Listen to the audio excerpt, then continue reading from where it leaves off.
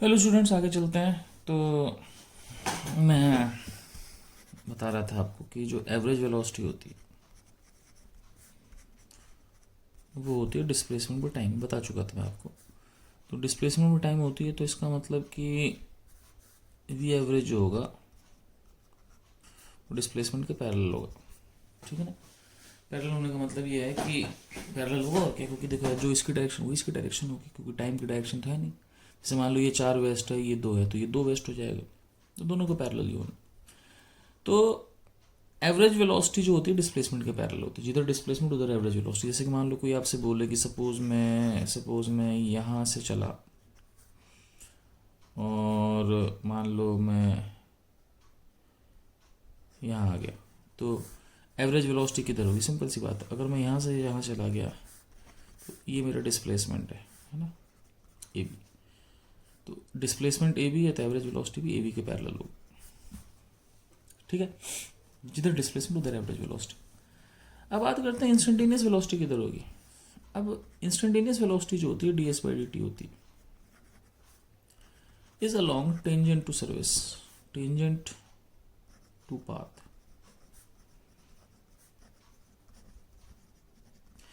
ये instantaneous velocity जो होती है वो पाथ के टेंजेंट के अलोंग होती है। तुम बोलोगे इसका मतलब, मैं बोलूँगा सिंपल, जैसे सोचो, समझना मेरी बात। सपोज मैं यहाँ से चला, मान लो सपोज ये मेरा स्टार्टिंग पॉइंट है, आई लिख देते हैं, फाइनल पॉइंट ये है। तो ये डिस्प्लेसमेंट की डायरेक्शन है, ये हो गया ना। तो वेलोसिटी भी इधर होगी, एवरेज वेलोसिटी। लेकिन सोचो, ds मतलब एक छोटा सा डिस्टेंस, छोटे से टाइम में, छोटे से टाइम में ये और छोटा कर दिया, ये और छोटा कर दिया, ये और छोटा कर दिया। अब बताओ कि जब बहुत छोटा डिस्प्लेसमेंट, बहुत छोटा टाइम दिया, तो नेचुरल सी बात है उस केस में क्या होगा कि मेरा आई होगा और एफ कहाँ होगा? एफ इसके बिल्कुल आखिर साथ में ही होगा। तो अगर ये आई है तो ये वाला एफ होगा। आप मेरी बात समझ रहे हो? समझ रहे हो बात? अभी एफ दूर है, लेकिन जो डी एस होगा आपके पास, है ना, जो डी एस है आपके पास वो क्या होगा? आई एफ, है ना। तो नेचुरल सी बात है कि डी एस की डायरेक्शन ये है, आई एफ की डायरेक्शन भी है ये। तो इसका मतलब क्या हो गया कि ये आपके पास डी एस है। एक्चुअली डी एस तो इतना ही है। इसका मतलब ये हुआ कि डी एस जो होगा, है ना, वाई एफ होगा। तो इसका मतलब वेलोसिटी जो होगी वाई एफ के पैरेलल होगी। वाई एफ बहुत नज़दीकी पॉइंट है, तो इसका मतलब वेलोसिटी जो होगी वो टेंजेंशियल हो जाएगी। सिंपल सी बात है। कभी भी आपके पास इंस्टेंटेनियस वेलोसिटी की बात हो तो वो हमेशा जो होगी, इंस्टेंटेनियस वेलोसिटी जो होगी हमेशा वो पैरेलल होगी, सॉरी वो मतलब टेंजेंशियल हो जाएगी। क्योंकि सिंपल सी बात है वो भी एवरेज वेलोसिटी, लेकिन छोटे टाइम की। छोटे टाइम करते करते क्या है, ये है, ये है, ये है, ये है, ये अल्टीमेटली टेंजेंशियल होगी। तो अगर मैं बहुत सिंपल शब्दों में बोलूँ तो मैं ये बोल सकता हूँ कि average velocity is along chord of a curve and instantaneous velocity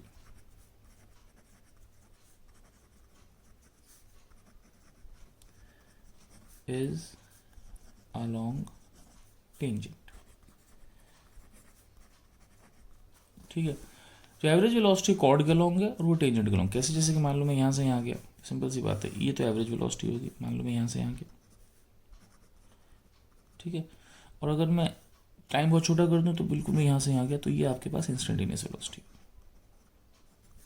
ठीक है भाई, तो ये तो डायरेक्शन होगी। ठीक। और एक बारी एक बड़ा नॉर्मल सा क्वेश्चन है, कई जगह आप देखोगे क्वेश्चन ये होता है कि a body starts from A, then at what point is direction of average and instantaneous velocity same? ये बॉडी ऐसे चालू हुई तो किस पॉइंट पे एवरेज और इंस्टेंटेनियस वेलोसिटी की डायरेक्शन सेम हो जाएगी? ठीक है। अब इसका डायग्राम मैं अगले पेज में बनाता हूँ, फिर आंसर देखते हैं। तो क्वेश्चन का डायग्राम कुछ ऐसा है, मान लो कि ये ए पॉइंट है। अब ऐसा कुछ डायग्राम है इसके पास।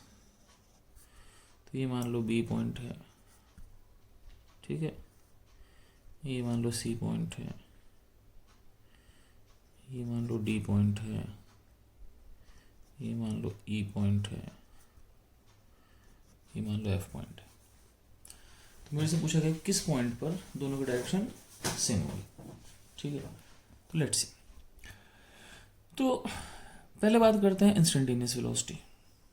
ठीक है, तो इंस्टेंटेनियस वेलोसिटी जो होगी वो बी पर इधर होगी।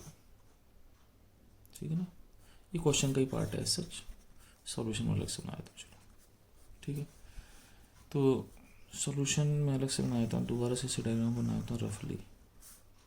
सेम तो बन नहीं जाएगा, कंप्यूटर थोड़े होंगे। ए बी सी डी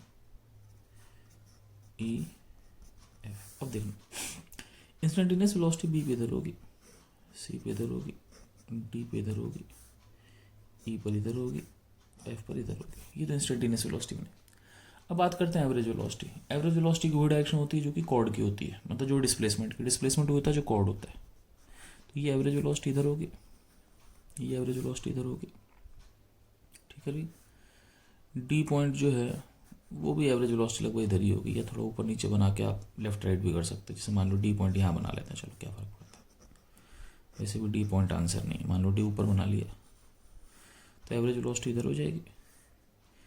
ई पर जाओगे तो एवरेज वेलोसिटी इधर हो जाएगी, और एफ पर जाओगे तो एवरेज वेलोसिटी इधर हो जाएगी। बहुत हौच पौच डायग्राम हो गया, लेकिन ये हो गया। जो डिस्प्लेसमेंट है वही एवरेज वेलोसिटी। तो बेसिकली जो एवरेज वेलोसिटी है वो पैरेलल टू डिस्प्लेसमेंट है, वो पैरेलल टू कॉर्ड है, ये कॉर्ड है।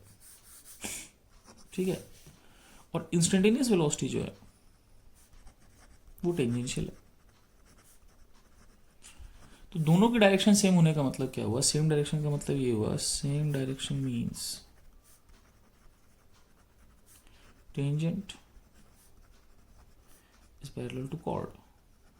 सेम डायरेक्शन का मीन क्या हुआ? टेंजेंट टू कॉर्ड पैरेलल हो गया। अब आप देख लो कि कहाँ पे दोनों पैरेलल हैं। अब देखो यहाँ पे, देखो ये एवरेज वेलोसिटी की डायरेक्शन है, ये इंस्टेंटेनियस। यहाँ देखो बी सी पर एवरेज इंस्टेंटेनियस, डी पर एवरेज इंस्टेंटेनियस, ई पर एवरेज इंस्टेंटेनियस, एफ पर एवरेज इंस्टेंटेनियस। तो ऐसा कौन सा पॉइंट है जहाँ पे दोनों सेम है? तो they are in same direction, वो दोनों सेम डायरेक्शन में है। कहाँ पर बच्चों? At E. So at E V average is parallel to V instantaneous. Instantaneous नहीं लिखो तो भी इंस्टेंटेनियस ही। ठीक है, सिंपल सी बात। अब एक छोटी सी बात और फिर हम स्टार्ट करेंगे कांस्टेंट एक्सेलरेशन। छोटी सी बात यह है कि वैसे तो इन जनरल जो डिस्टेंस होता है वो हमेशा डिस्प्लेसमेंट से बड़ा या बराबर हो। ध्यान रखना, हमेशा मैग्नीट्यूड को कंपेयर करते हैं क्योंकि डिस्प्लेसमेंट एक मैग्नीट्यूड और डायरेक्शन है। तो अगर ये 10 मीटर है तो ये 4 मीटर ईस्ट वेस्ट होगा, कंपेरेबल नहीं है। कंपेरेबल तभी है जब ईस्ट वेस्ट हटा दो, मतलब मॉडुलस। तो डिस्टेंस इन जनरल डिस्प्लेसमेंट से बड़ा होगा या बराबर होगा। ठीक है, अब डिस्टेंस डिस्प्लेसमेंट से बड़ा या बराबर हो गया। ठीक है, दोनों बराबर कब होते हैं? मैं पहले बता चुका हूं, both are equal when, both are equal when कब? जब body does not change direction.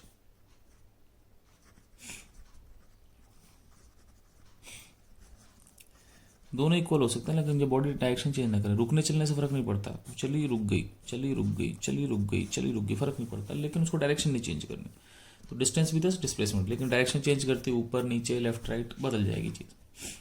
ठीक है, अब ध्यान रखना, इन ए स्मॉल टाइम, अगर मैं बहुत छोटा टाइम दे दूं, मान लो d t, direction can't be changed.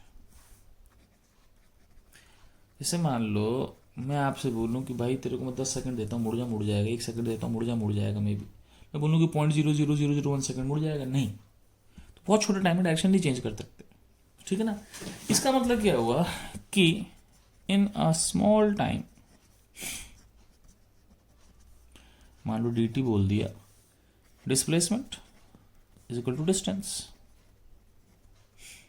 ठीक है, इसका मतलब क्या हुआ कि डिस्टेंस और डिस्प्लेसमेंट सेम है। इसका मतलब क्या हुआ, मैं अगले पेज को समझाता हूँ। तो छोटे टाइम में डिस्टेंस और डिस्प्लेसमेंट सेम होता है, displacement is equal to distance. सो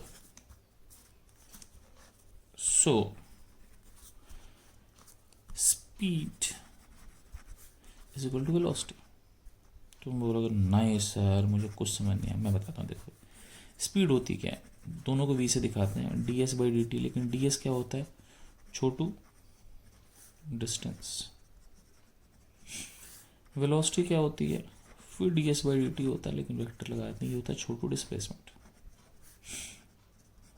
अब मेरी बात समझना कि नो डाउट डिस्टेंस और डिस्प्लेसमेंट अलग अलग होते हैं, लेकिन एक छोटे से टाइम में दोनों सेम हो जाएंगे, क्योंकि मुड़ने का टाइम ही नहीं मिलेगा। तो छोटे से टाइम में डिस्टेंस और डिस्प्लेसमेंट सेम होंगे, तो है ना, नो डाउट ये एक वेक्टर है, इसकी डायरेक्शन होगी। तो जैसे मान लो ds हो गया 0.00001 मीटर, डिस्प्लेसमेंट हो जाएगा 0.00001 मीटर ईस्ट।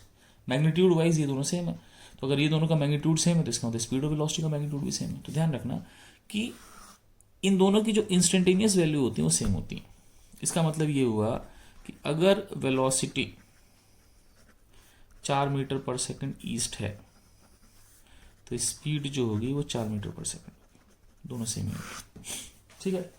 एवरेज वेलोसिटी और एवरेज स्पीड सेम नहीं होंगी, लेकिन वेलोसिटी और स्पीड हमेशा सेम होंगी, ठीक है।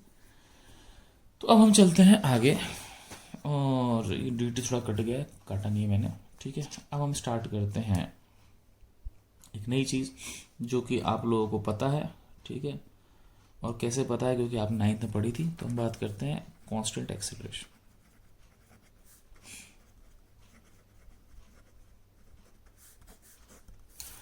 जब एक्सेलरेशन कांस्टेंट होता है तो मामला बड़ा सही होता है, कुछ फॉर्मूले आ जाते हैं। कौन कौन से मैं समझाता हूँ। भाई एक्सेलरेशन कांस्टेंट मिलता है, ए बराबर D by D T constant होगी। यहाँ से डी वी कितना आ गया, ए डी टी, ठीक है। इंटीग्रेट कर दो, कांस्टेंट बाहर आ जाते हैं, ठीक है।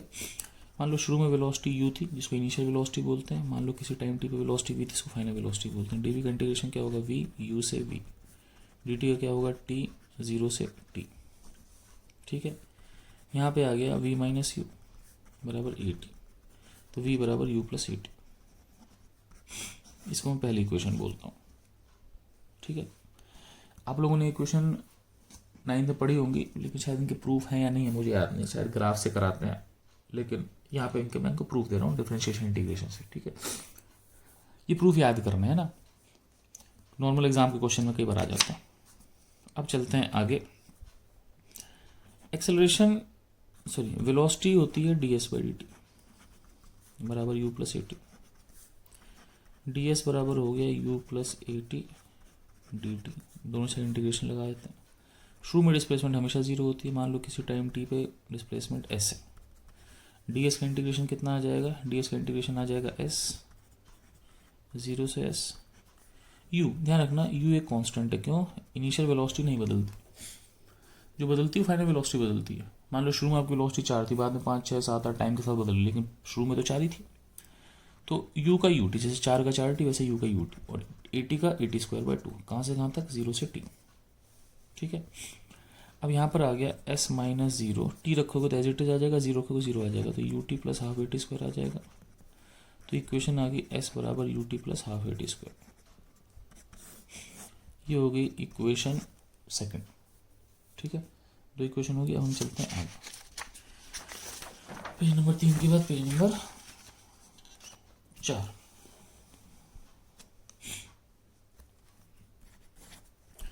अब दोबारा क्या करते हैं, ए को लिख देते हैं V D V by D S, ठीक है। इसका मतलब ए डी एस बराबर वी डी वी, मैंने ए को बाहर इसलिए लिखा कि ए क्या है, कांस्टेंट है। ये फॉर्मूले ही कांस्टेंट एक्सेलरेशन के, ठीक है। शुरुआत में वेलोसिटी यू थी, डिस्प्लेसमेंट 0 थी, बाद में वेलोसिटी वी थी, डिस्प्लेसमेंट एस थी।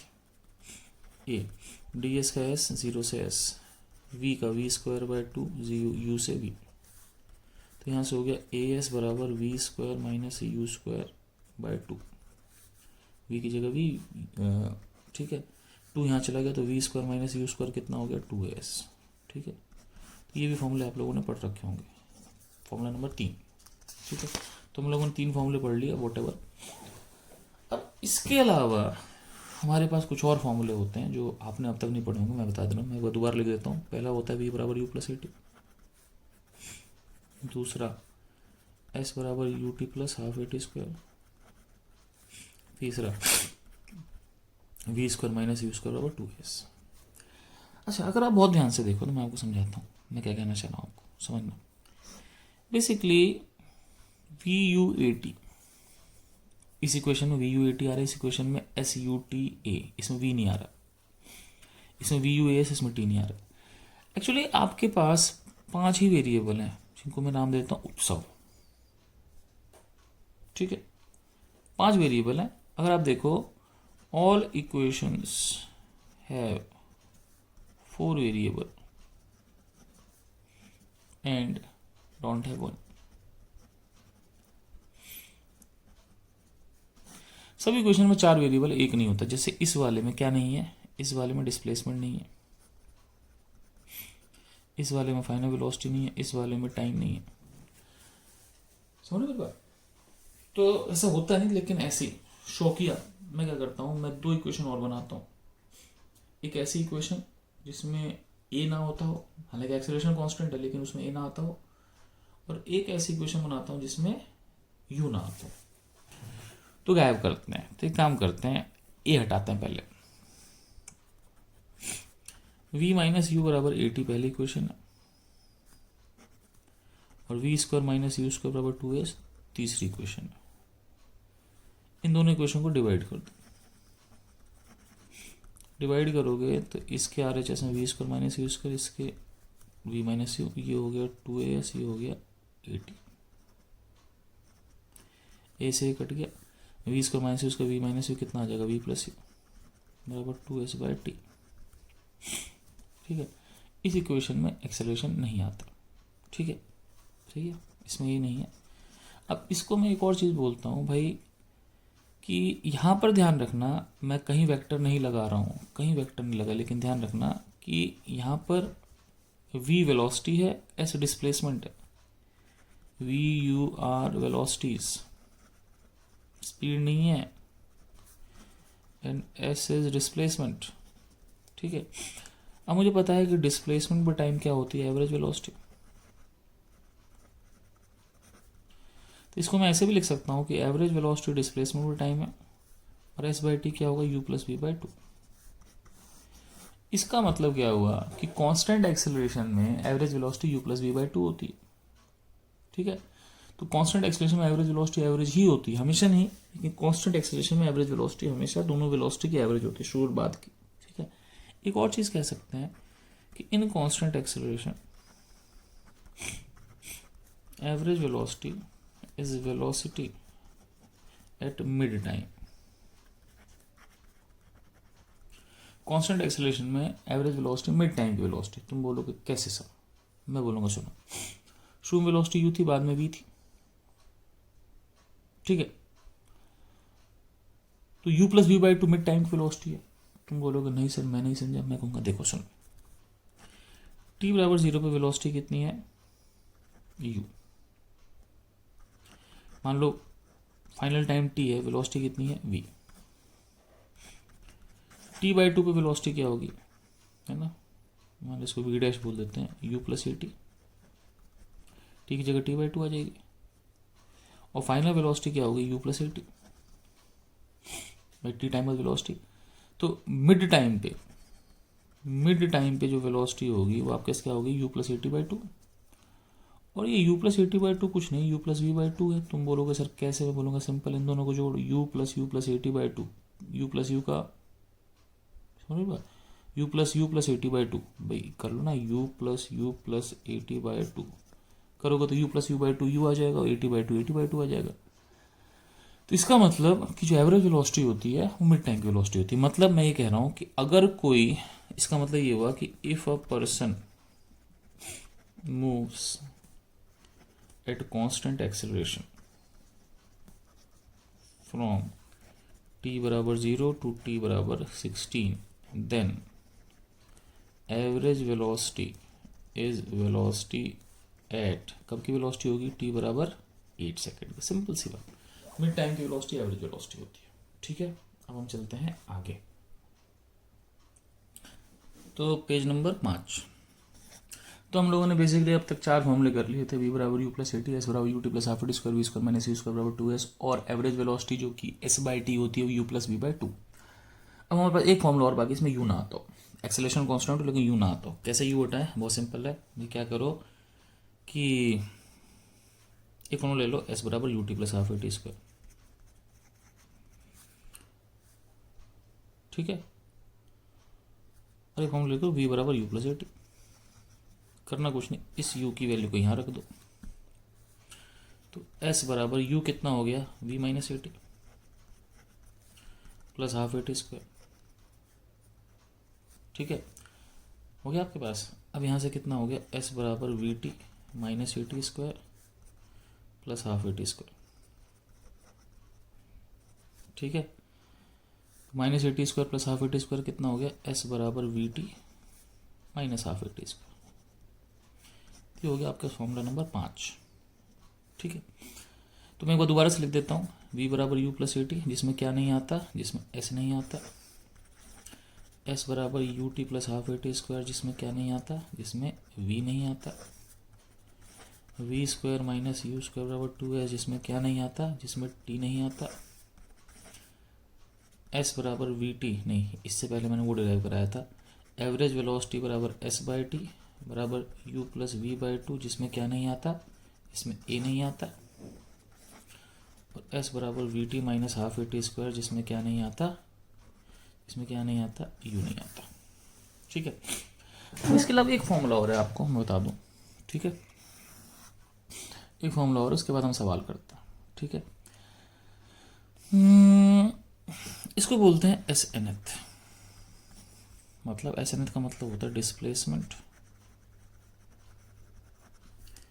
इन nth सेकंड। अब आगे बढ़ने से पहले सबसे जरूरी ये है कि nth का मतलब क्या होता है। जैसे कि 6 सेकंड का मतलब क्या होता है, मैं आपसे पूछता हूँ 6 सेकंड का मतलब 0 से 6 सेकंड, 5 से 6 सेकंड, 6 से 7 सेकंड, 5.5 से 6.5 सेकंड।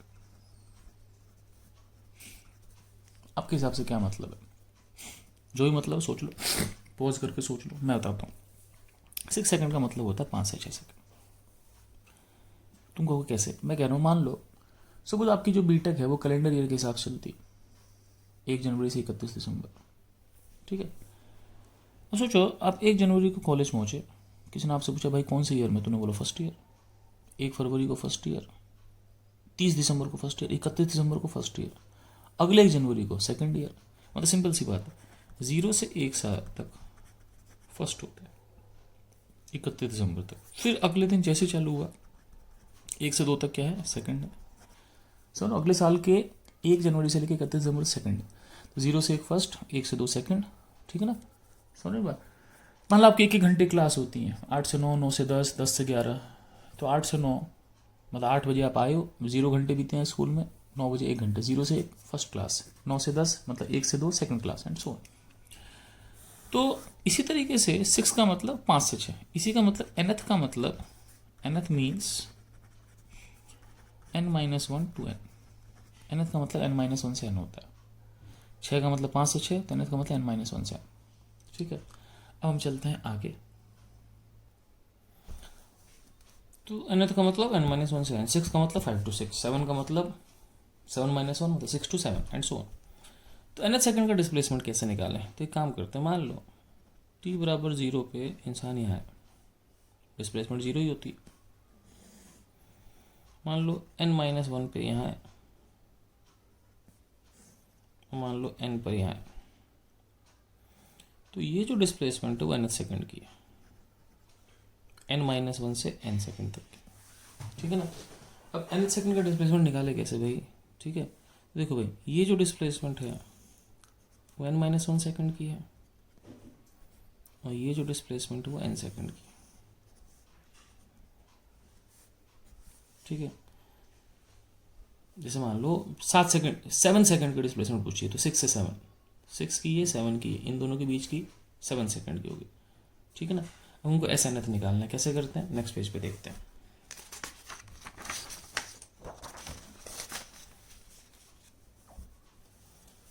ठीक है। तो देखो अब करते क्या है, सिंपल सी बात है कि एस एन एथ जो होगा वो होगा s n minus s n minus one. Oh my god, देखो सिंपल है। एस एन एथ कितना होगा, आपको निकालना है एन सेकेंड डिस्प्लेसमेंट, तो इसमें से ये घटा दो, ठीक है ना। आप जितना 7 सेकंड, मान लो आपको 7 सेकंड की डिस्प्लेसमेंट निकालनी, 6-7, तो जितना मान लो आप 7 सेकंड में चले 40 और 6 सेकंड में चले 35, तो 7वें में कितना चले 35 से 40, 40 माइनस 35, काम खत्म। तो आपके पास एस एन एथ हो गया एस एन माइनस वन। अब एस कितना होता है, you t plus half a t square, तो एन सेकंड का डिस्प्लेसमेंट क्या होगा, you t plus half a t square, T की जगह लिख दिए। अब ये हो गया you t plus half a t square, ठीक है, ये हो गया आपके पास। अब क्या करना है कि ब्रैकेट ओपन कर दो, U N plus half A N square minus U N minus U plus half A N square plus 1 minus 2n। लिख सकते हैं, लिख सकते हैं। जो कटता काट दो, यू एन कट जाएगा, ठीक है। हाफ ए एन स्क्वायर ये खुलेगा तो कट जाएगा, बचेगा क्या, minus minus plus u plus half a.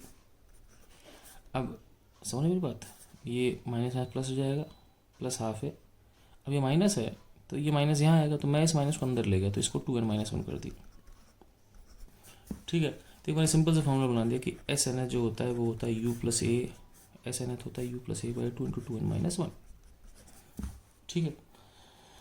अब ये मेरे पास फॉर्मूले हो गए। अब हम क्या करते हैं, हम कुछ सवाल करते हैं जिसमें एक्सेलरेशन कांस्टेंट है, ठीक है।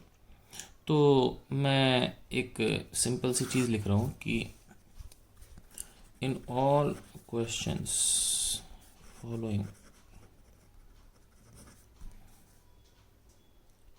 ए बराबर कांस्टेंट बाय डिफॉल्ट। अगर नहीं दे रखा तो ये कांस्टेंट मानना है, मतलब इस टॉपिक में, in this topic, no doubt जिंदगी भर के लिए नहीं, इस पर्टिकुलर टॉपिक में एक्सेलरेशन कांस्टेंट है जब तक मैं ना बोलूँ कि ऐसा नहीं है, ठीक है। अब कुछ सिंपल क्वेश्चन करते हैं, फिर हम मुश्किल क्वेश्चनों की तरफ पढ़ेंगे। तो ये आने वाले जितने भी क्वेश्चन हैं ये सब एक फॉर्मूले क्वेश्चन है। जैसे कि मान लो पहला क्वेश्चन है, a car applies brakes and stops in 4 seconds after covering a distance of 40 metre, find retardation. ये जो रिटार्डेशन है इस पर अभी और बात करेंगे कि क्या होती है, ठीक है ना। अभी मैं इसके ऊपर स्टार लगा देता हूँ, ठीक है। तो अब हमको देख के रखा है, हमको देखो टाइम दे रखा है 4, ठीक है। डिस्टेंस 40 मीटर है, डिस्टेंस डिस्प्लेसमेंट सेम ही होगा क्योंकि उसने ब्रेक लगाई तो रुक गई, तो वो मुड़ी तो है नहीं, ठीक है ना। रिटार्डेशन या एक्सेलरेशन बताना एक ही बात है, ठीक है। चक्कर है कि हर इक्वेशन में 4 चीज़ें होती हैं, इसमें 3 ही है, एक चीज़ और होनी चाहिए। एक हमको पता है, फाइनल वेलोसिटी 0 क्योंकि रुक गई। अब क्या करें, सिंपल सी बात, इसमें यू नहीं आता, बिना यू की इक्वेशन कौन सी है, एस बराबर we T minus half we T square, ठीक है। डिस्टेंस इसका हो गया 40, फाइनल वेलोसिटी 0, एक्सेलरेशन पता नहीं, टी कितना है 4, ठीक है। तो ये आपके पास हो गया 4 स्क्वायर 16, 16 बटे 2 8, माइनस 8 है, ये कितना हो गया -5, ठीक है। -5 का मतलब नेगेटिव एक्सेलरेशन है, तो इसमें हम बोल सकते हैं इसकी जो रिटार्डेशन है वो 5, ठीक है। ये अपने पास पहला क्वेश्चन हो गया, ठीक है। अब हम चलते हैं आगे, ठीक। अगला क्वेश्चन मैं लिख रहा हूँ, आप इसको ट्राई करो, ठीक है, और बताओ आंसर। तो क्वेश्चन ये है, a car passes through 2 points separated by 70 meter at 30 meter per second and 40 meter per second. Then find time between these points. ठीक है, तो ये क्वेश्चन आप करो, मैं अगले पेज पे करता हूँ। तो चलो भाई इस प्रॉब्लम को सॉल्व करते हैं। बहुत सिंपल क्वेश्चन है, एक फॉर्मूले से होगा सवाल। कैसे समझना मेरी बात। मान लो एक पॉइंट ए है, एक पॉइंट बी है, बीच का डिस्टेंस 70 मीटर है, यहाँ वेलोसिटी 30 है, यहाँ वेलोसिटी 40 है, एक्सेलरेशन कांस्टेंट है क्योंकि मैंने बोला था ऐसे ही होगा ना। क्वेश्चन कह रहा है इन दोनों के बीच में टाइम कितना है। तो अपने देखना अपने क्या दे रखा है क्या नहीं दे रखा। अपने को यू दे रखा है, अपने को वी दे रखा है, अपने को एस दे रखा है। एक्सेलरेशन नहीं दे रखी ना निकालना है। तो एक ऐसा फॉर्मूला देखो इसमें एक्सेलरेशन नहीं आता। कौन सा होता है? V average. वी एवरेज क्या होता है? Displacement by time U plus V by 2। Displacement कितना है? 70। टाइम निकालना है, यू कितना है? 30, वी कितना है? 40 डिवाइड बाय 2। 70 कट गया, टाइम कितना आ गया? 2 सेकंड। ठीक है, सिंपल सा फंडा। ठीक है, अब आगे चलते हैं। तो एक मैं आखिरी क्वेश्चन करा रहा हूँ आज का, इस लेक्चर का, और इसके बाद हम लोग क्या करते हैं कि इसको इस लेक्चर को रोक देते हैं। फिर हम अगली बारी में कांस्टेंट एक्सेलरेशन पूरा करेंगे, फिर मोशन अंडर ग्रेविटी और ग्राफ, उसके बाद हमारा 1D खत्म हो जाएगा। चलो भाई, क्वेश्चन क्या है कि अ कार एट 40 मीटर पर second, 40 applies brakes and retards at 5 meter per second square. Find displacement in 10 seconds. 10 second में इसकी डिस्प्लेसमेंट क्या होगी? ठीक है, चलो अब हम लोग देखते हैं क्या करते हैं। तो लोग इसमें ऐसा करते हैं कि U40, ए को -5 ले लेते हैं, टाइम 10 सेकंड ले लेते हैं, डिस्प्लेसमेंट एस निकालना है। लोग क्या करते हैं? UT plus half AT square. You कितना है? 40, टी कितना है? 10, एक्सेलरेशन कितना है? -5, टी कितना है? 10 का स्क्वायर। लोग का आंसर आ जाता है 400 माइनस 5, 100/2 50, 5 × 50 250। आंसर आगे लोगों का 150। लेकिन मैं आपको बता दूँ ये आंसर गलत है, अनर्थी। क्यों अनर्थ है समझाता हूँ। एक्चुअली क्वेश्चन ये है, एक कार ने ब्रेक लगाई, हमने इक्वेशन लगाई। ये इक्वेशन है कांस्टेंट एक्सेलरेशन। अब इस इक्वेशन को लगाते से पहले एक चीज़ हमको चेक करनी पड़ेगी, क्या कांस्टेंट एक्सेलरेशन 10 सेकंड है या नहीं है। मेरा कहने का मतलब ये कि जब उसने ब्रेक लगाई तो उसकी फाइनल वेलोसिटी हम देखते हैं रुक कब रही है। रुकने का मतलब यू कितना है? 40, एक्सेलरेशन कितना? -5, टी कितना हो गया? 8 सेकंड। अब देखो ये 8 सेकंड में रुक जाती है। मुझे बताओ कि गाड़ी चली और धीमे धीमे करके भाई 40 मीटर पर सेकंड से 8 सेकंड में रुक गई। अब मुझे बताओ क्या 8 से 10 सेकंड एक्सेलरेशन कांस्टेंट है? ना, रुकी पड़ी है। एक्सेलरेशन 0 है, वेलोसिटी 0, एक्सेलरेशन d/dt वो भी 0। ये बात समझ लो। तो एक्सेलरेशन तो केवल यहीं पे कांस्टेंट है 5 सेकंड के लिए, तो आप 10 सेकंड के लिए फॉर्मूला नहीं लगा सकते हो। समझ एक बात। तो इसमें समझने का मतलब ये है कि आप इस फॉर्मूले को 10 सेकंड के लिए नहीं लगा सकते हो।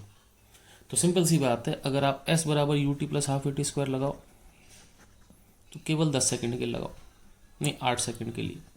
U कितना? 40, 8, एक्सेलरेशन -5, 8 का स्क्वायर। तो S हो गया आपके पास 40 × 8 320, ठीक है, प्लस हाफ × -5 × 8 का स्क्वायर कितना हो गया? 64। तो अब ये मेरे पास कितना हो गया? ये मेरे पास हो गया 320 माइनस 5 × 32, ठीक है। तो ये आपके पास हो गया 160 मीटर। तो अगर आप देखोगे ध्यान से तो पहले जो आपका आंसर आ रहा था वो 150 मीटर आ रहा था, यहाँ से 160 मीटर ये रही, सही है। या फिर एक और काम कर सकते हो, टाइम को छोड़ दो, मुझे पता अल्टीमेटली रुकी जाएगी, तो आप लगा दो v² - u² बराबर 2s। तो अल्टीमेटली तो रुक गई। इनिशियल स्पीड कितनी है इसके पास? 40, एक्सेलरेशन कितनी है? -5 × s। तो ऐसा आपके पास क्या हो गया, -40² डिवाइड बाय 2 इंटू -5 -10, तो 1600/10 कितना हो गया, 160 मीटर। ये तरीका सही है, ठीक है। तो ये वीडियो यहीं ख़त्म करते हैं अपन मिलते हैं नेक्स्ट वीडियो में, जिसमें हम कांस्टेंट एक्सेलरेशन आगे करेंगे, फिर मोशन अंडर ग्रेविटी करेंगे, फिर ग्राफ करेंगे। लगभग मान लो 1.5 से 2 घंटे का 1D मोशन बचा है, उसके बाद 2D मोशन और रिलेटिव, ठीक है। ओके बच्चों, बाय। हाय स्टूडेंट्स, मैं मान के चल रहा हूँ कि ये मतलब अगला लेक्चर स्टार्ट होने वाला है, तो आप इसको 2 लेक्चर की तरह ट्रीट करें। तो प्लीज़ टेक अ ब्रेक, तो चाय पानी पी लो, कुछ खा पी लो, फिर दोबारा आ जाना। ओके बच्चों, बाय। चलो भी आगे चलते हैं। अब नेक्स्ट क्वेश्चन है।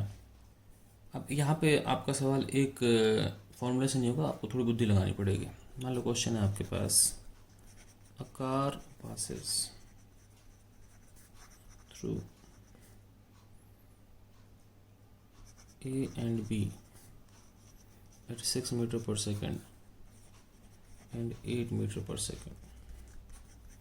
Then what is velocity at midpoint of A and B? A and B के मिड पॉइंट वेलोसिटी क्या होगी? A B, मान लो मिड पॉइंट है C, मिड पॉइंट है तो ये दोनों डिस्टेंस सेम होगी, एक्सेलरेशन कांस्टेंट है, तो यहाँ वेलोसिटी 6, यहाँ वेलोसिटी 8, यहाँ वेलोसिटी V। अब आपको बताना है V कितना होगा। कैसे करें भाई साहब? बहुत सिंपल है, एक फॉर्मूले से तो होगा नहीं। लेट्स सी क्या करते हैं, हम लेफ्ट और राइट अलग अलग इक्वेशन लगाते हैं। v² - u² बराबर 2s। तो a से c अगर v² लगाओगे तो v² v होगा, u² 6 होगा, 2as। यहाँ से लगाओगे तो v हो जाएगा 8, u हो जाएगा v = 2as। 2 इक्वेशन होगी। ना मुझे a पता है, ना मुझे s पता है, ना मुझे a जानना है, ना मुझे s जानना है, दोनों को इक्वेट कर दो। तो v² - 6² = 8² - v² = 2as। 2as को गायब कर दो, यहाँ से कर दिया गायब। अब यहाँ से क्या हो गया, 2v² बराबर 6² + 8², जो कि किस्मत से 36 + 64 100 होता है। तो v² कितना हो गया, 50 हो गया, v कितना हो गया, √50, मतलब 5√2। ठीक है, सिंपल क्वेश्चन। ठीक, अब चलते हैं आगे। ठीक है, अब एक नई चीज़ करते हैं।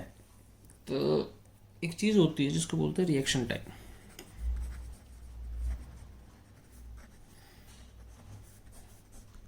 ठीक है, रिएक्शन टाइम क्या होता है? देखो, किसी चीज़ को आपने देखा और उस पर रिएक्ट किया, उनके बीच का टाइम होता है।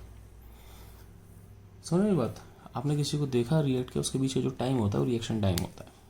ठीक, तो जैसे कि मान लो सपोज आप कार चला रहे हो। ठीक है, आप कार चला रहे हो और आपने सामने क्या देखा, एकदम से गाय आ गई। अब आपने देखा, तो देखने के बाद इंसान दिमाग लगाता है। दिमाग ऐसा लगाता है कि मुझे ब्रेक लगानी चाहिए, या मुझे राइट से निकल जाना चाहिए, या अगर कार ये गाय तेज आ गई तो लेफ्ट से निकल जाना चाहिए, ये आदमी सोचता है। ठीक है ना, बहुत सारी चीज़ें होती हैं।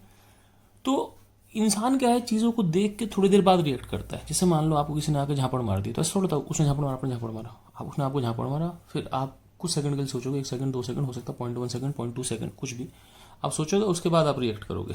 ठीक है ना, सही है। तो एक चीज़ को देखने, है ना, it is time between seeing and reacting. एक चीज़ को देखने और रिएक्शन के बीच में जो टाइम होता है उसको बोलते हैं रिएक्शन टाइम। इसको मैं बोलता हूँ TR। ठीक है, देखने और रिएक्ट करने के बीच का जो डिफरेंस होता है उसको बोलते हैं रिएक्शन टाइम। ठीक है ना, सही है। अब हम एक क्वेश्चन करते हैं। क्वेश्चन से आप समझ जाओगे कि क्या कराना चाह रहा हूँ मैं। मान लो क्वेश्चन ऐसा है, suppose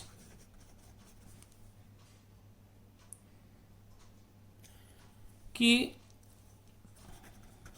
a person driving at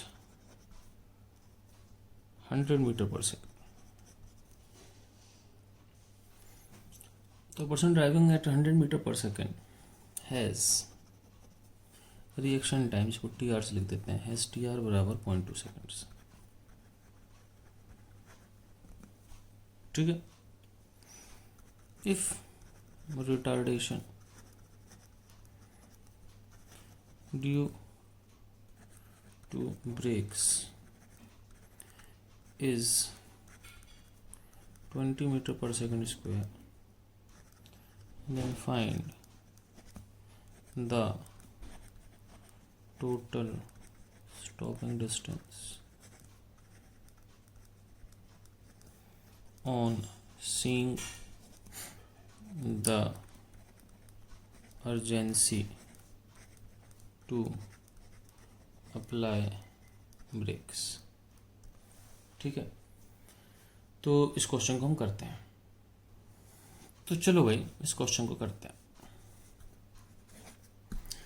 एक आदमी 100 मीटर पर सेकंड चल रहा था, चलने दो।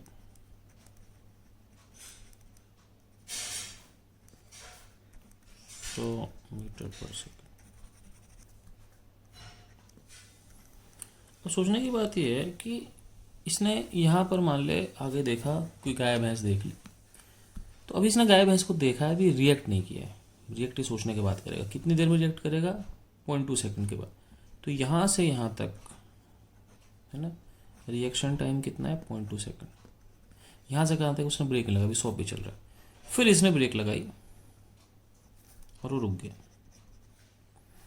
मान लो ब्रेक लगाने से पहले का जो डिस्टेंस है वो S1 है, मान लो ब्रेक लगाने के बाद का जो डिस्टेंस है वो S2। ठीक है, मान लो ऐसा समझ लो कि ब्रेक लगाते लगाते वो S1 के सड़ गया, उसके बाद वो S2 के सड़ गया।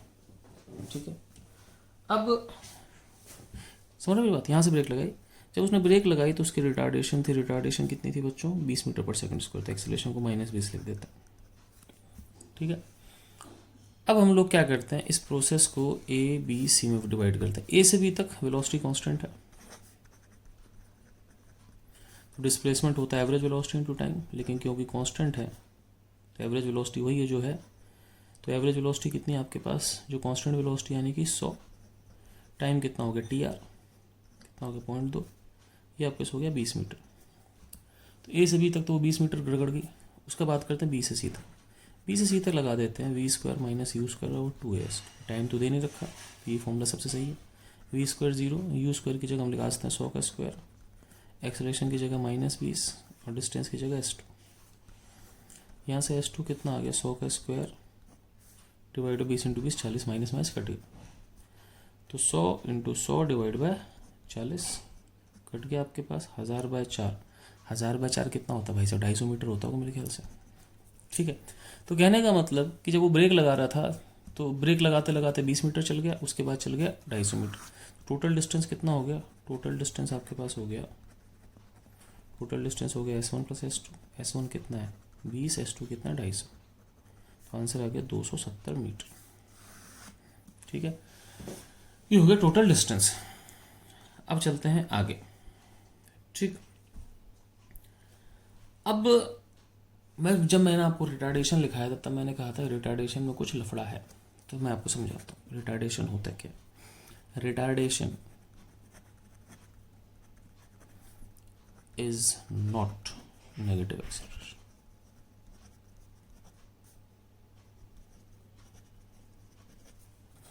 रिटार्डेशन नेगेटिव एक्सेलरेशन नहीं होती।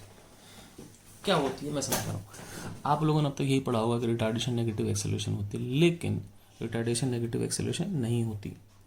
कैसे नहीं होती मैं समझाता हूँ आपको। ऐसे नहीं होती कि रिटार्ड का मतलब क्या होता है? धीमा होना, स्लो डाउन। जैसे बोलते हैं यार कोई बच्चा फिजिकली रिटार्टेड है, मतलब बढ़ नहीं रहा। मेंटली रिटार्टेड है तो सोचने में धीमे है, बढ़ने में धीमे है। रिटार्डेशन का मतलब कोई चीज़ रिटार्ड होगी मतलब धीमी होगी। अब चीज़ रिटार्ड कब होती है? रिटार्ड होने का एक ही मतलब होता है ना। रिटार्ड होने का मतलब ये होता है कि फोर्स जो है वो बेसिकली ऑपोजिट है टू वेलोसिटी। मतलब बेसिकली क्या हुआ कि बॉडी चल इधर रही है, फोर्स इधर है, ये रिटार्डेशन है। चल इधर रही है, फोर्स इधर है, ये भी रिटार्डेशन है। ये जो दोनों केस हैं ये रिटार्डेशन के। ठीक है। अब F बराबर M है, तो F और A तो पैरेलल होते हैं, समझ रहे हो बात? जैसे मान लो ये 3 ईस्ट है इंटू मास 2 है, तो ये 6 ईस्ट होगा, ये वेस्ट होगा तो ये वेस्ट होगा। तो इसका मतलब क्या हुआ कि फोर्स और एक्सेलरेशन की तो एक ही डायरेक्शन है।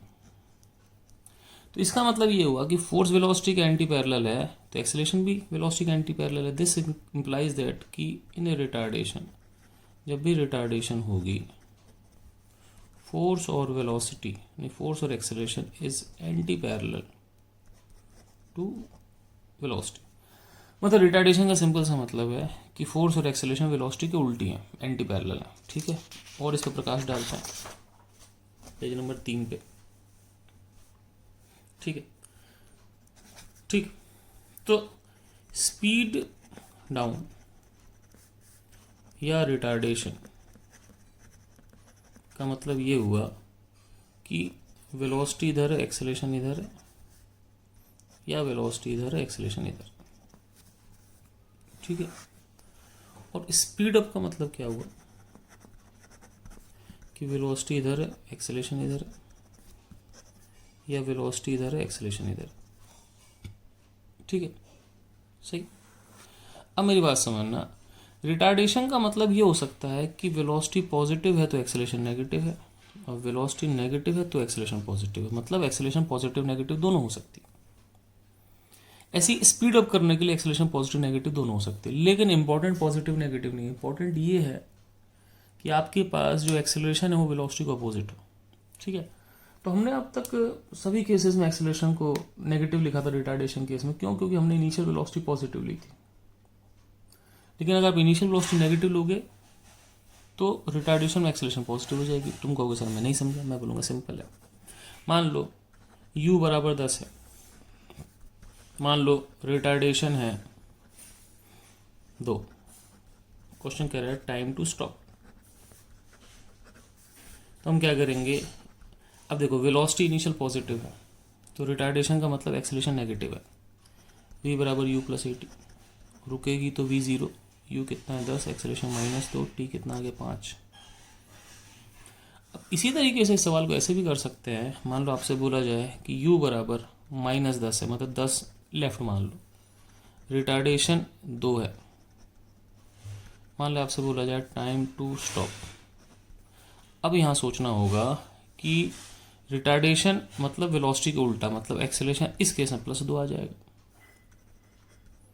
तो टाइम टू स्टॉप के लिए v बराबर u प्लस 80, v को कितना 0 रखोगे, u को -10, a को +2 इंटू टी। अभी भी टाइम कितना आएगा, 5 सेकंड आएगा, ठीक है। तो कहने का मतलब रिटार्डेशन का मतलब होता है कि एक्सेलरेशन नेगेटिव नहीं, एक्सेलरेशन वेलोसिटी के उल्टी। इसमें बॉडी लेफ्ट चल रही है, एक्सेलरेशन राइट है, रिटार्डेशन। गलती से अगर आपने एक्सेलरेशन -2 रख दिया होता है, -2 रखते है ना, तो t बराबर आपके पास -5 आ जाता, वो गड़बड़ आंसर हो जाता, ठीक है, सही। चलें आगे। अच्छा भाई, अब चलते हैं आगे और एक आध क्वेश्चन करते हैं जो कि थोड़े और कॉम्प्लेक्स होंगे। तो आगे जाके बेसिकली कॉम्प्लेक्सिटी का जो लेवल होगा धीमे धीमे धीमे धीमे बढ़ते जाएगा, ठीक है। तो लगभग मान लो कि ये लेक्चर थोड़ा और लंबा होगा, फिर हम मोशन अंडर ग्रेविटी करेंगे और ग्राफ करेंगे। ओके बच्चों,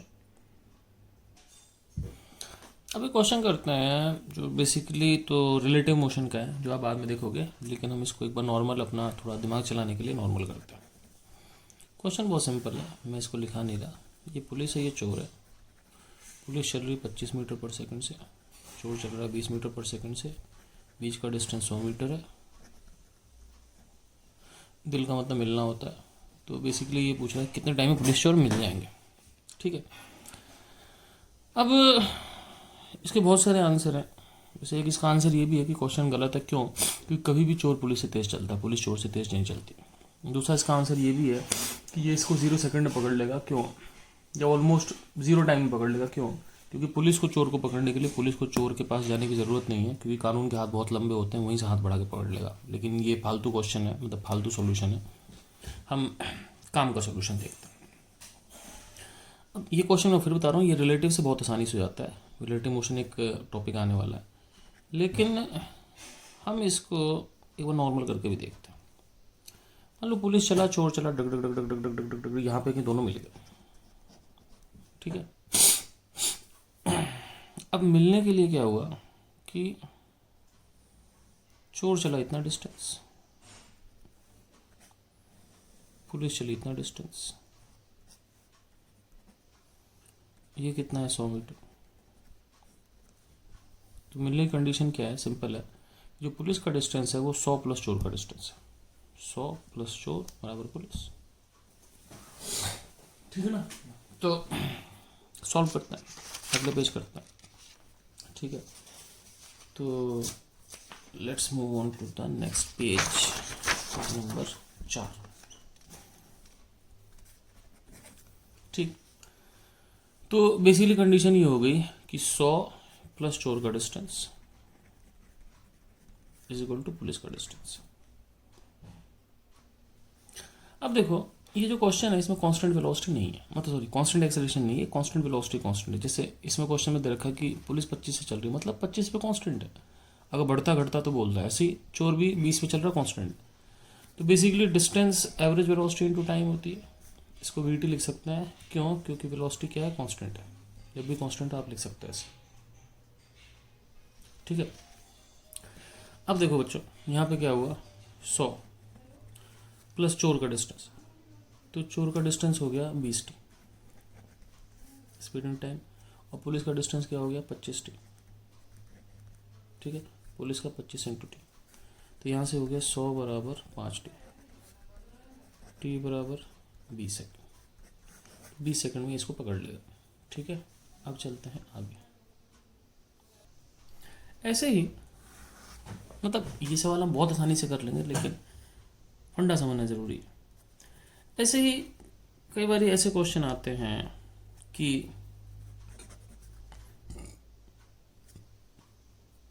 एक ट्रेन है,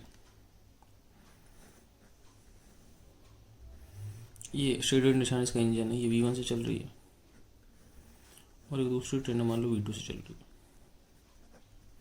मान लो इसकी लेंथ L1 है, मान लो इसकी लेंथ L2 है, ठीक है। और मान लो V1 V2 से बड़ा है। तो क्वेश्चन है कि टाइम टू ओवरटेक कितना होगा, टाइम टू ओवरटेक कितना टाइम में ये ट्रेन दूसरी ट्रेन को ओवरटेक कर जाएगी, ठीक है। तो लेट्स सी कैसे करते हैं, ठीक है। अब इसमें क्या करते हैं, सुनना मेरी बात, कि ओवरटेकिंग होती कैसे मैं समझाता हूँ।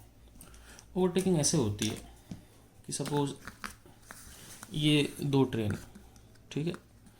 अब मान लो कि ये एक ट्रेन है, ये एक ट्रेन, ठीक है।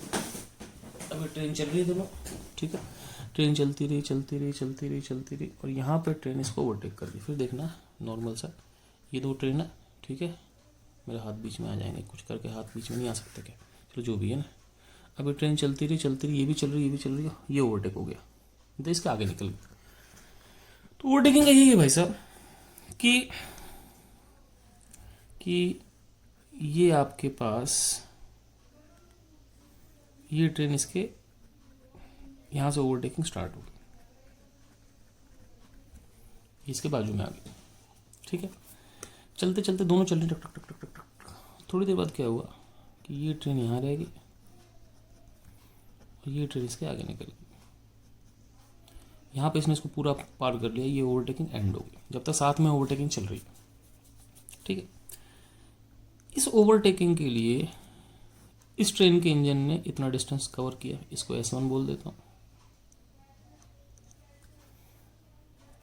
और इस ट्रेन के इंजन ने इतना डिस्टेंस कवर किया, इसको S2 बोल देता हूँ। ये L1 है, ये L1 है, ये L2 है, ये L2 है, ठीक है ना। ध्यान रखना distance covered same point two same point मानना,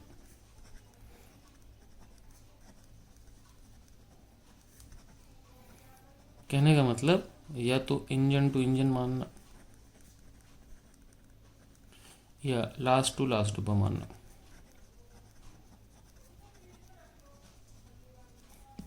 ठीक है। हमेशा ऐसे होता है। अब जैसे कि मान लो एक ट्रेन है सपोज, वो यहाँ से चली चली चली चली चली और मान लो यहाँ पहुँची। अब एक्चुअली तो इतना चली, अब तुम बोलो कि मैं नहीं, मैं इंजन से आखिरी डब्बा मानूंगा तो ट्रेन चली नहीं या ना के बराबर चली। तो हमेशा जो डिस्प्लेसमेंट होता है एक ही पॉइंट से एक ही पॉइंट का मानते हैं, ठीक है। अब हमको ये सवाल करना है कि इसको सॉल्व कैसे करें। तो सिंपल सी बात है, समझना इसमें। इस ट्रेन का डब्बा यहाँ आ गया, इस ट्रेन का इंजन यहाँ आ गया, इस ट्रेन का इंजन यहाँ आ गया, ये S1 है, S2, ये L2 है, ये L1 है। तो सिंपल सी बात है, जो मुझे सॉल्यूशन दिख रहा है वो ये है कि जो S1 है वो आ जाएगा L2 plus S2 plus L1। S1 हो गया L2 plus S2 plus L1, ठीक है। यहाँ से कितना आ गया आपके पास, S1 minus S2 is equal to L2 plus L1, ठीक है। अब S1 क्या है, इस ऊपर वाली ट्रेन का डिस्प्लेसमेंट है जो कितना चल रही है V1 से, और S2 क्या, नीचे वाली ट्रेन का डिस्प्लेसमेंट जो कितना चल रही है V2 से। स्पीड कांस्टेंट है तो S1 को लिख सकते हैं V1t, ठीक है। ऐसे ही S2 को लिख सकते हैं V2t is equal to L1 plus L2। तो यहाँ से t कितना आ गया, L1 plus L2 divide by V1 minus V2, ठीक है। चलिए सिंपल है, V1 minus V2 into T is equal to L1 plus L2 and so, ठीक है। इसी तरीके से मैं नहीं प्रूव करूँगा, लेकिन अगर क्वेश्चन ये आ जाए आपको कि ये दो ट्रेन है, मान लो ये V1 से चल रही है, मान लो ये V2 से चल रही है, और ऐसी ही ये L1 ये L2। अब आपसे भी पूछा टाइम टू ओवरटेक,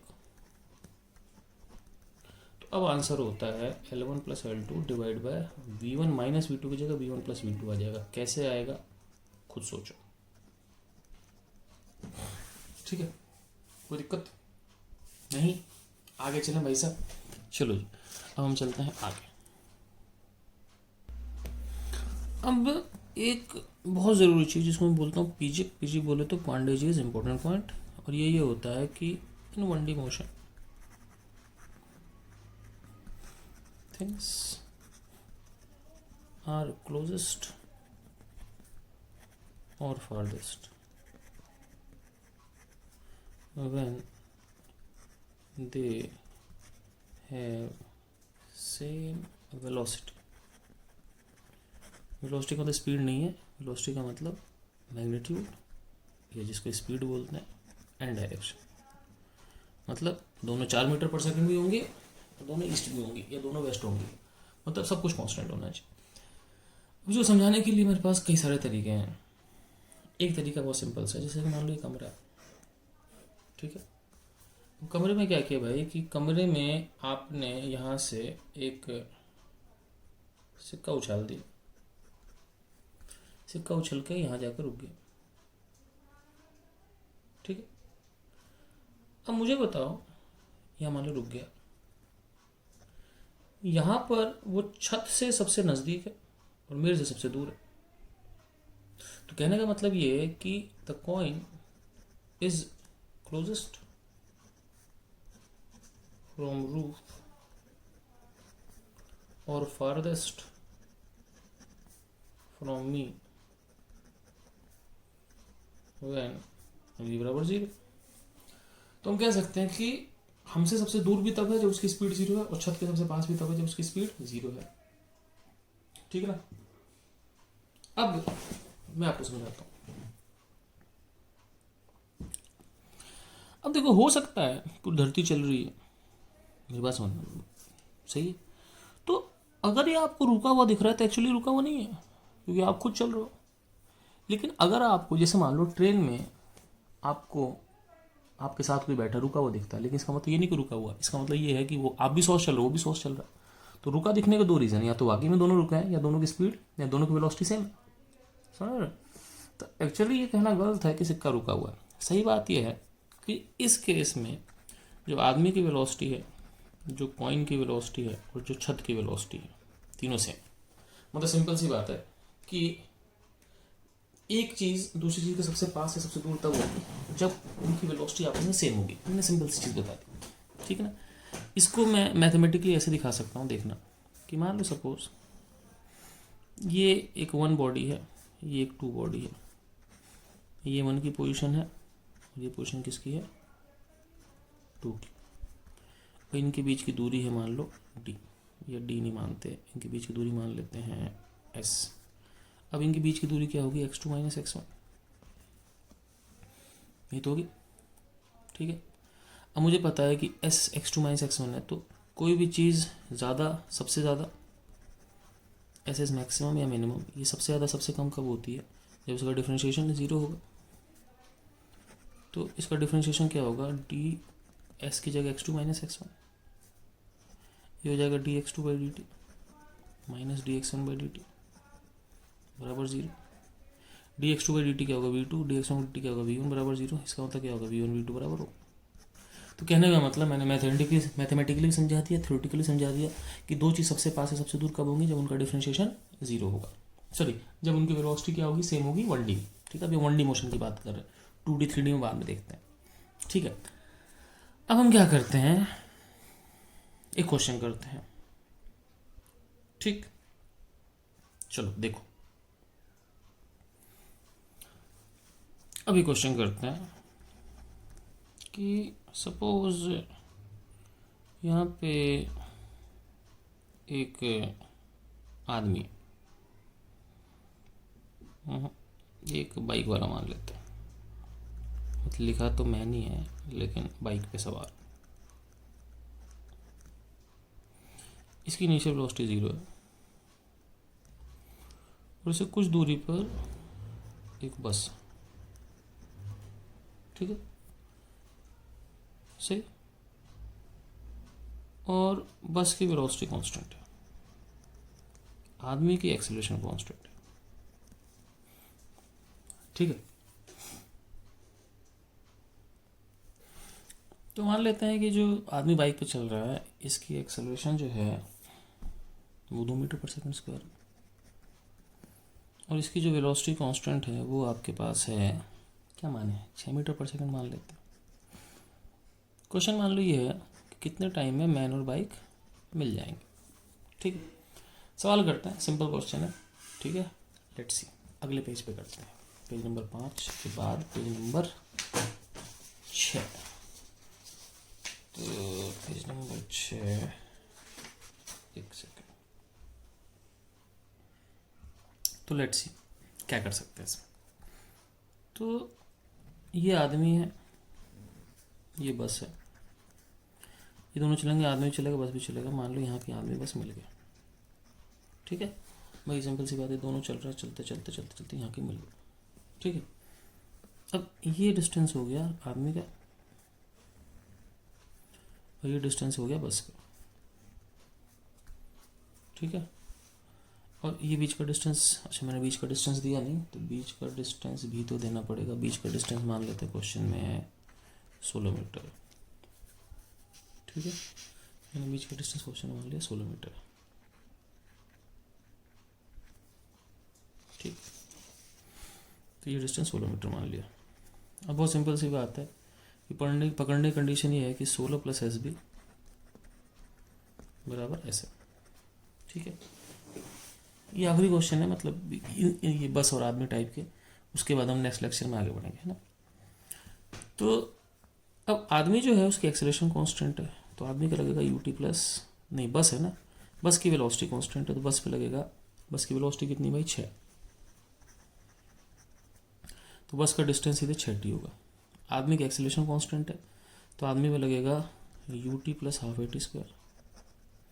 अब आदमी का यू तो 0 है, ठीक है, केवल हाफ ए टी स्क्वायर, तो टी स्क्वायर हो जाएगा क्योंकि एक्सेलरेशन खुद 2 है इसकी आदमी की, इक्वल टू टी स्क्वायर। यहाँ से आपके पास हो गया T square minus 6t minus 16 बराबर 0। ठीक है, अब क्या कर सकते हैं इसको, टी स्क्वायर है ना, अब इसके दो प्रोडक्ट करना, तो एक काम करो, माइनस 8t प्लस 2t कर दो, माइनस 16 बराबर 0, T minus 8 plus 2t minus 8 बराबर 0, टी प्लस 2 टी माइनस 8 बराबर 0।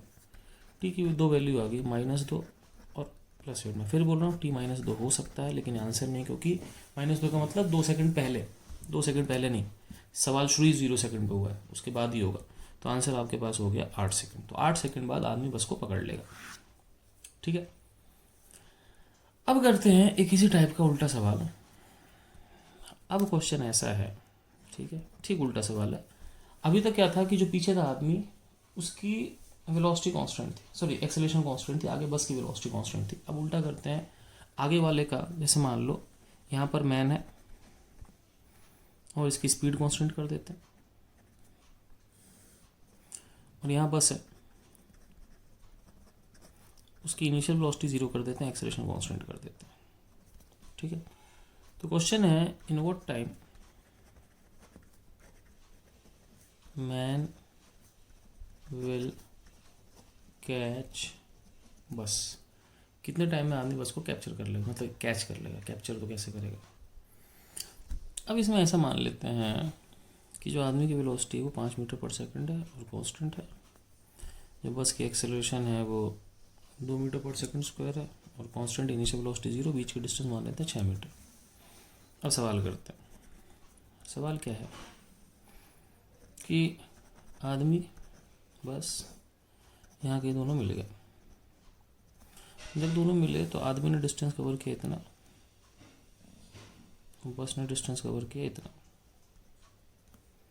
ठीक है, आदमी से दोनों का डिस्टेंस हो गया, और बीच का ये डिस्टेंस कितना है आपके पास 6 मीटर। सिंपल सी बात है कैलकुलेशन वाइज कि जो आदमी का डिस्टेंस है 6 प्लस बस का डिस्टेंस होगा, 6 प्लस बस का डिस्टेंस। आदमी की वेलोसिटी कांस्टेंट है 5 मीटर पर सेकंड। ठीक है, तो वेलोसिटी कांस्टेंट तो एवरेज वेलोसिटी टाइम कांस्टेंट तो एवरेज वेलोसिटी 5 ही होगी, 6 प्लस बस का डिस्प्लेसमेंट केवल हाफ 80 स्क्वायर, तो एक्सेलरेशन खुद 2 है तो 2 से 2 कट गया, तो इक्वेशन आ गया T square minus 5t plus 6 बराबर 0। तो इसको 2 टुकड़े कर देंगे, T square minus 3t minus 2t plus 6 बराबर 0। टी की 2 वैल्यू आ जाएंगे, टी माइनस 3 टी माइनस 2 आपको देखना, टी बराबर 3 आ जाएगा, टी बराबर 2 आ जाएगा। अब 2 वैल्यू क्यों आ रही हैं, और अगर 2 वैल्यू हैं तो आंसर क्या लिखना वो भी देख लो आप। ठीक है, तो let's see the next page, page number 6 के बाद पेज नंबर 7।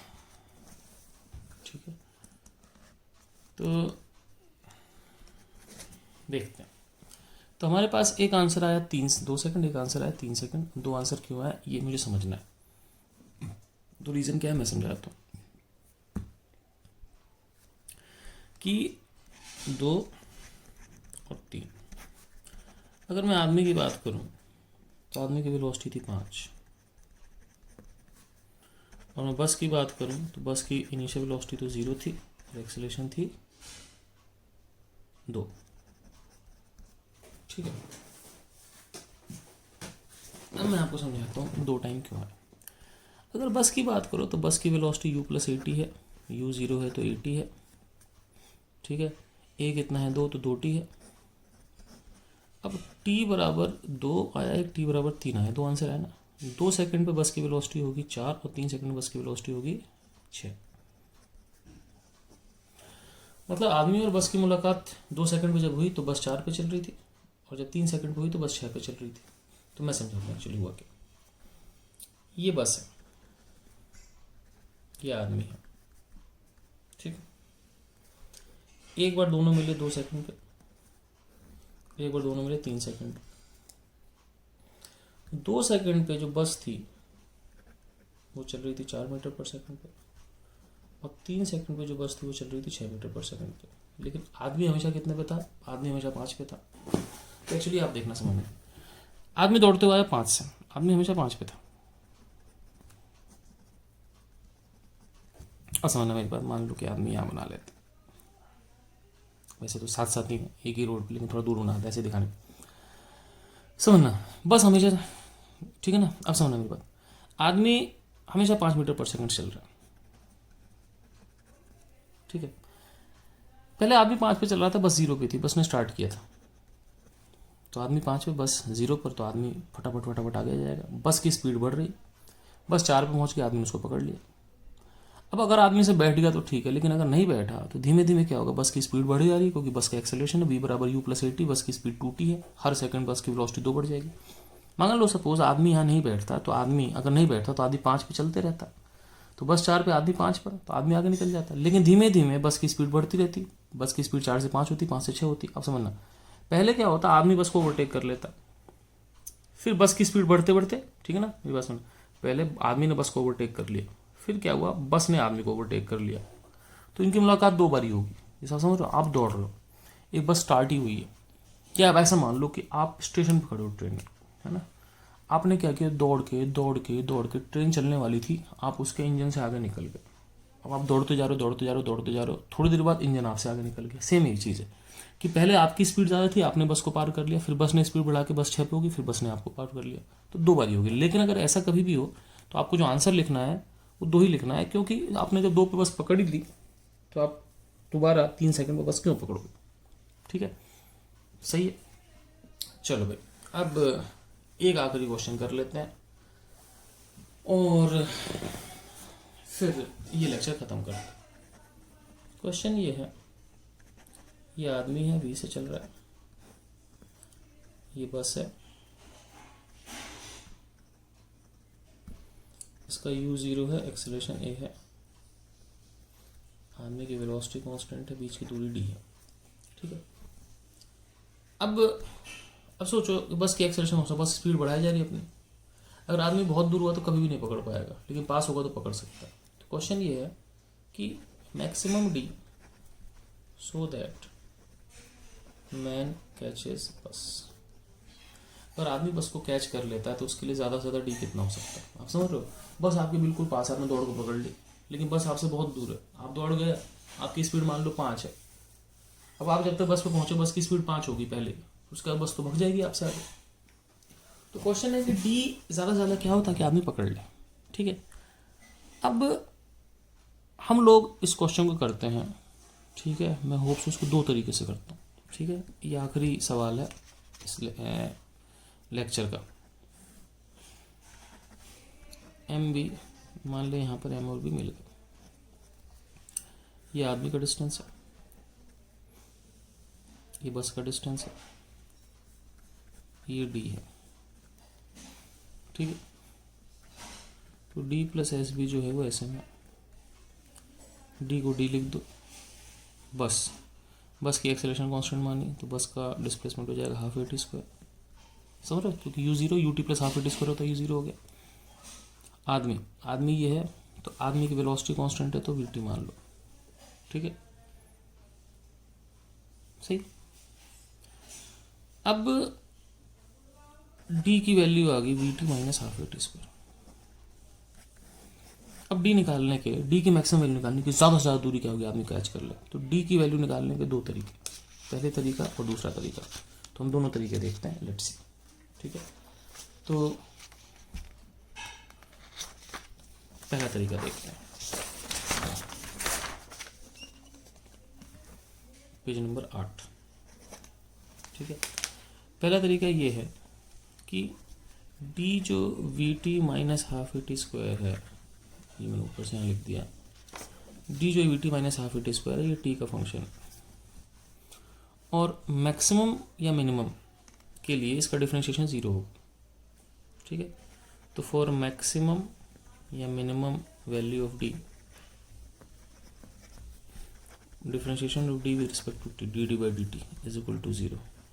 इसको वैसे कुछ और बोलना चाहिए था, dd बाई dt सुनने में अजीब लगता है, कोई नहीं, हमको तो डिफरेंशिएशन करना है। तो vt का डिफरेंशिएशन v होगा, और हाफ ए टी स्क्वायर का t स्क्वायर का 2t बराबर 0। ठीक है, 2 से 2 कट गया, तो v बराबर कितना हो गया 80, t कितना हो गया v by T V by हो गया। अब d की वैल्यू निकालनी है, तो d की वैल्यू कैसे निकालेंगे, d मैक्स होगा जब t कितना होगा v बाई, t को v बाई रखेंगे तो v t, t की जगह v by minus half A, t की जगह v बाई ए। ठीक है, तो मेरे पास d मैक्स कितना आ गया, d मैक्स आ गया आपके पास v square by minus v square, ये नीचे 2 a स्क्वायर है minus v by square by 2, तो डी मैक्स आ गया वी स्क्वायर बाई 2 है। तो इतनी ज़्यादा दूरी हो सकती है। हालांकि इसको करने का एक तरीका और है, क्या तरीका मैं समझाता हूँ। ये क्वेश्चन थी डी बराबर we T minus half a t square. इसको एक काम करो, इसको लिख दो half a t square minus we T plus D बराबर 0। तुमको कोई कैसे बोलूँगा, देखो सिंपल सी, मैंने कुछ नहीं किया था, मैं हाफ ए टी स्क्वायर को उधर ले गया, प्लस का हो गया वी टी उधर ले गया, माइनस का हो गया डी प्लस का था, half a t square minus we T plus D बराबर 0। ये क्वेश्चन हो गया। अब सोचो, बहुत सिंपल सी बात है, इस इक्वेशन का कोई आंसर आएगा। ठीक है, टाइम का कुछ ना कुछ आंसर होगा। आंसर तभी हो सकता है जब बी स्क्वायर 4ac से बड़ा हो। तुम लोगों ने इक्वेशन सुनी होगी। रूट्स तभी आते हैं जब एक्चुअली देखो रूट होता है minus B plus minus root D by 2, ऐसा कुछ, ये तो रूट होता है। तो ये रूट डी तभी निकाल सकते डी 0 से बड़ा हो, है ना, और डी होता है बी स्क्वायर माइनस 4ac, तो इसका मतलब बी स्क्वायर 4ac से बड़ा होना चाहिए। अगर डी नेगेटिव हो गया तो काम ही नहीं होना चाहिए, हो सकता, क्योंकि वो नेगेटिव का रूट ही नहीं होता। तो बी स्क्वायर 4ac से बड़ा होता है तभी इसके रूट्स आते हैं। रूट्स मतलब सॉल्यूशन। अब देखो यहाँ पर चीज़ें आसान हो जाती है। कैसे? यहाँ पर b है, देखो ये टी स्क्वायर, ये t, b है आपके पास माइनस वी, तो माइनस वी का square is greater than equal to 4, a कितना है, हाफ है, c कितना है, d, ठीक है। तो v square is greater than equal to 2ad, यानी कि d is less than equal to V square by 2a। तो d जो है इससे कम या बराबर हो सकता है, ये मतलब ये इसकी मैक्सिमम वैल्यू है। तो d की मैक्सिमम वैल्यू क्या होगी, वी स्क्वायर बाई 2a, सही है। तो maximum value of D is V square by 2a। अब सोचो वहाँ पर आपने निकाला यही है वी स्क्वायर बाई 2a, लेकिन वी स्क्वायर बाई 2a के लिए बहुत जिद्दोजहद के मैक्सिमम मिनिमम वैल्यू निकाली, यहाँ पर सीधे आ गया। तो कई बार क्या होता है कि आप बिना ज़्यादा जिद्दोजहद के भी चीज़ों को निकाल सकते हो बाई यूजिंग क्वाड्रेटिक के फंडे, ठीक है। लेकिन हमेशा नहीं लग सकता, क्योंकि हर बार क्वाड्रेटिक की क्वेश्चन हो ये ज़रूरी नहीं। ओके बच्चों, ये लेक्चर खत्म होता है, अगले लेक्चर में मिलते हैं।